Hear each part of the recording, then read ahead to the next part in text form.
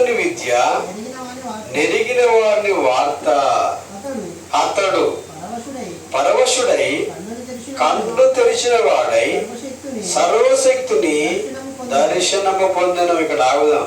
ఇక్కడ just for the vision ఏంటండి, ఒక కలగంటున్నాడు, ఒక దైవ ధ్యానంలో ఉంటున్నాడు. ఈ బిలాము ప్రవక్త కూడా ప్రజలను ఏలాడు.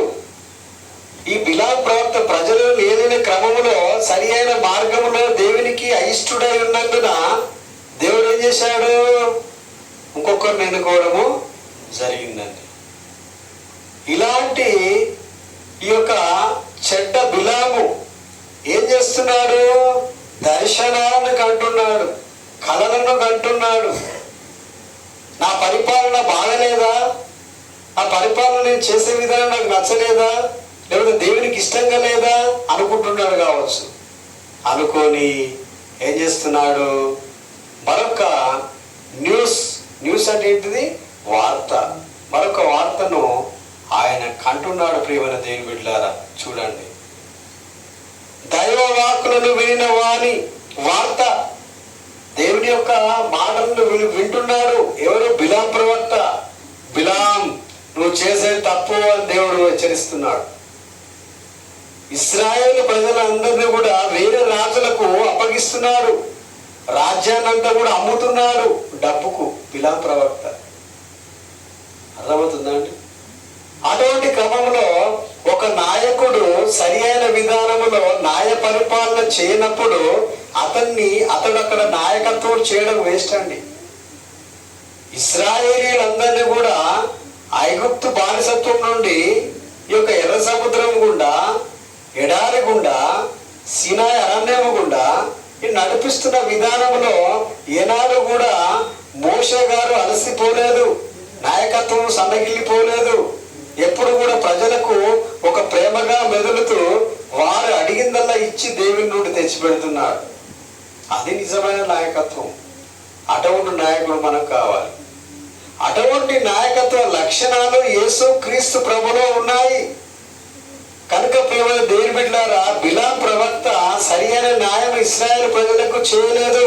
కనుకనే దేవుడు అతని యొక్క అధికారాన్ని తీసివేశాడు. చూడండి ఎలాంటి కలలు కంటున్నాడు. ఇదంతా కూడా పేరు కుమారుడైన బిలామునకు వచ్చిన దేవోక్తి, కన్నులు తెరిచిన వాటికి వచ్చిన దేవోక్తి. ఒక దేవోక్తి కంటున్నాడు, దేవ సందేశాన్ని వింటున్నాడు. కళ్ళు మూసుకోండి, మీరు కూడా ఒకసారి ప్రార్థన చేయండి. దేవుడు మీతో తప్పనిసరిగా ఆ ఒక దేవోక్తి అనేది తప్పనిసరిగా మీతో కూడా మాట్లాడుతుంటది. నువ్వు ఈ రోజంతా తప్పు చేశావు, ఇక నుండి చేయకు అని ఒక ఆత్మ విమర్శ నీకు చేస్తుంది.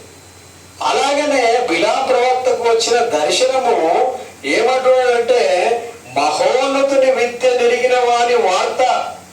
చూడండి, అతడు పరవశుడై కన్నులు తెరిసిన వాడై సర్వశక్తిని దర్శనమును పొందెను. చూడండి, అప్పుడు మేలుకొచ్చేసింది. బిలాం ప్రవక్త చేసేటివన్నీ నేను పాపపు పనులా, నేను దుర్మార్గపు పనులా, నేను ప్రజలను మోసగిస్తున్నానా, ప్రజలను అమ్ముతున్నానా, నేను ధనము కోసం ఆశపడుతున్నాను అని చెప్పేసి ఆ ఒక బిలాం ప్రవక్తకు కన్నులు తెరవబడ్డాయి.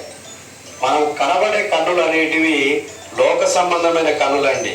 మనకు కనబడే కన్నులన్నీ కూడా ఎటువంటి అట, లోక సంబంధమైన కన్నులు. ఈ లోకములో ఉన్నదంతా కూడా శరీర ఆశ సంపాదించుకోవాలి, ధరించుకోవాలి, తినాలి, సుఖపడాలి. ఇదంతా కూడా శరీర ఆశ. ఈ శరీర ఆశ అనేది బిలాం ప్రవక్తకు కూడా ఉన్నదండి. ధనము కూడగట్టుకోవాలి, అమ్ముకొని సొమ్ము చేసుకోవాలి అనే ఆలోచనలు పన్నంగం చేసినప్పుడు దేవుని యొక్క దైవ దర్శనం అనేది, ఈ యొక్క ఆత్మీయ కన్నులు అనేటివి తెరవబడ్డాయి. ఒకసారి మనము ఆత్మీయ కన్నులను చూడాలండి.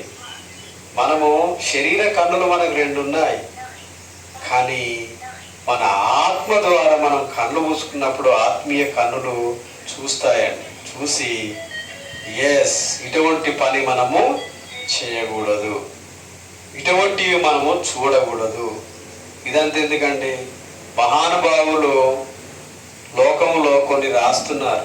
చెడు వినద్దు అంటాడు కదా, ఏంటి? చెడు వినద్దు, చెడు చూడద్దు, చెడు మాట్లాడద్దు. ఇటువంటివన్నీ కూడా కొంతమంది మహానుభావులు అంటున్నారు. అవన్నీ కాదండి. కానీ అతడు పరవశుడై కన్నులు తెరిచిన వాడై, చూడండి, ఎప్పుడైతే అతనికి జ్ఞానం వచ్చేసింది, ఎస్ నేను చేసేటివన్నీ ఏంటివి, తప్ప రైటా అని చెప్పి అతనికే నిజంగానే మీరు కూడా ఒక పాపం చేసినప్పుడు, ఒక చెడు పని చేసినప్పుడు మనం అనుకుంటాం, ఎంత యాక్సిడెంటల్గా జరిగిపోయిందండి, ఇది అనుకోని రీతిగా జరిగిపోయింది, నేను అనవసరంగా దొంగతనం చేశాను డబ్బును, వాళ్ళు ఎంత వెతుకుతారో ఇంట్లో అని చెప్పేసి మనము మన మనసంతా కూడా మన ఆత్మీయ కన్నులు తెరవబడి మళ్ళీ వెళ్ళి తీసుకుపోయి డబ్బులు అక్కడ పెడదామా, మనం ఏమవుతాము? దొంగ అవుతాం. మనకు పెట్టకపోతే ఏమవుతాము? మనం దొరైతాము. కానీ అక్కడ వాళ్ళు బాధపడతారు. ఈ రెండు పాయింట్స్ను ఈ యొక్క బిలాం ప్రవక్తకు వచ్చాయి కనుకనే అతడు పరవాసుడై కన్నులు తెలిసిన వాడై సర్వశక్తిని దర్శనమును పొందాడండి. ఇక నేను ఎటువంటి అన్యాయం ఇశ్రాయేలు ప్రజలకు చేయను అని నా కన్నులు తెరవబడ్డాయి అనుకున్నాడు బిలాం ప్రవక్త. బిలాం ప్రవక్త గురించి మనకు ఒకసారి